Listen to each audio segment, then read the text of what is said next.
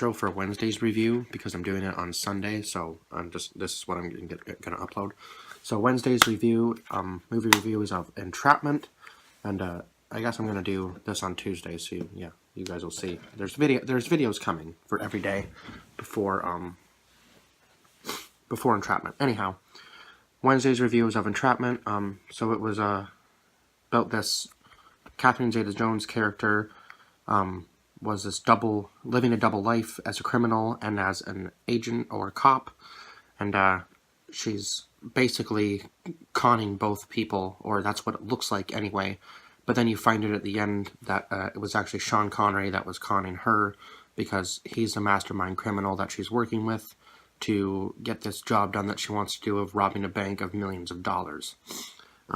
They do end up robbing the bank, and he gives her $1 billion worth of the money at the end of the movie, and then comes up with this elaborate plan to get her on the train with a passport so that she can leave. Anyway, all the FBI agents leave to the next station, and then she hops back on the train and comes back to him and tells him about another job that they're going to go pull off. So actually, it would have been nice. I don't know if there's maybe if there's a second movie to this, please let me know, because this movie was excellent.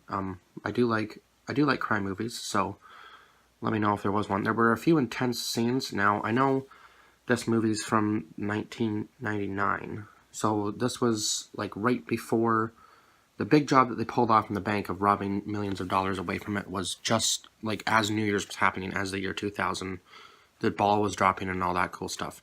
Now, a lot of this was really intricately well done and planned out for criminals, because they had to actually like train with strings and stuff for the first job when they're stealing the mask. That's worth about $4 million, I believe, was the price. And they steal paintings as well. And anyway, she's supposed to be giving the painting to some guy overseas, and she meets up with him. Or I guess it was the mask that she was supposed to be giving this guy to, and the painting was supposed to go to somebody else. I'm not exactly sure. But anyhow, when she goes to give the mask to this guy, it's not there. Sean Connery's taken it, and he's thinking that he's going to be able to sell it, but he couldn't do it because they are actually starting to fall in love at some point in the movie, even though Sean Connery states that they can't make their criminal lives personal if they're going to pull off a job properly.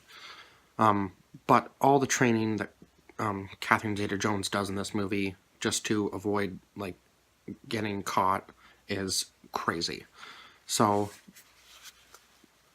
but it seems like they're trying not to get caught, but I guess they were trying to get caught.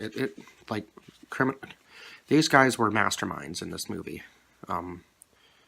With everything they did. Now, I don't think they meant to get caught when they were actually stealing the money. Now, I'm not sure. Maybe they did.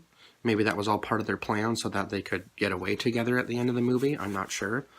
But when they stole the mask, that scene was intense because she can't see the lasers, so he's guiding her through the lasers. And there's a sensor on the mask, so she has to cover it with a knife, pick up the mask, cover the sensor with gum, put a new mask on the sensor, and then get out of there in like 33 seconds. Like, all of these scenes were really intense and well done. So she thinks, at first, she's making it look like she's trying to catch Sean Connery's character in an act of stealing, but she can't. And then you find out that she's actually trying to pull off a job when he breaks into her apartment one night and then disappears and tells her to meet him somewhere, and he starts slowly training her to see if she can actually pull off this job. And at first it doesn't look like she can do it, but then slowly, as the training progresses, she gets better and better at doing, listening to his advice and honing in his skills and all that kind of stuff. He was really good at the whole avoiding the law, I guess you could say, or evading. He was very evasive. He knew how to get out of sticky situations when they were in them.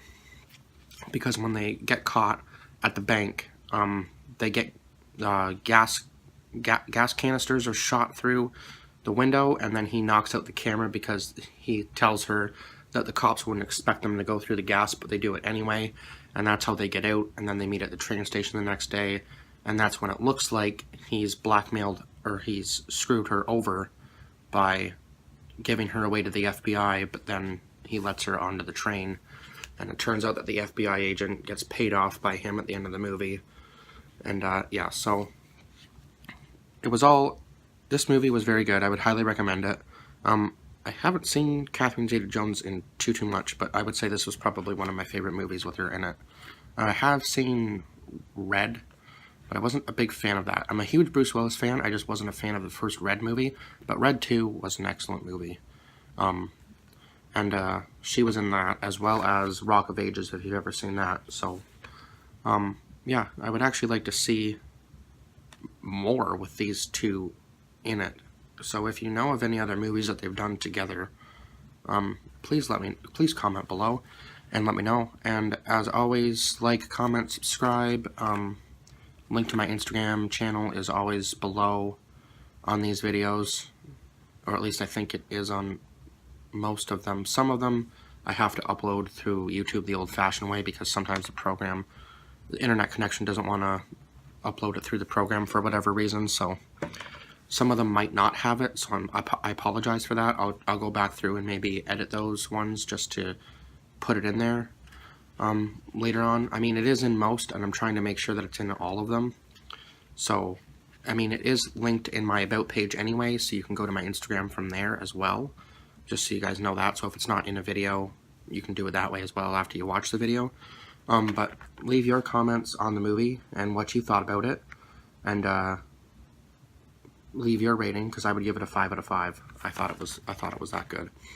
And I'm currently going to review Horton Hears a Who, and then tomorrow morning I'll watch The Day After Tomorrow, and I'm going to read some more of my Walking Dead book, because I have about 3 hours still before I have to even think about getting ready for work. So I might actually read a couple chapters before I watch Horton Hears a Who, and I've got to make dinner as well. So that's where I will leave off this review, and I will see you guys on Thursday with another movie review of Horton Hears a Who. Bye-bye for now.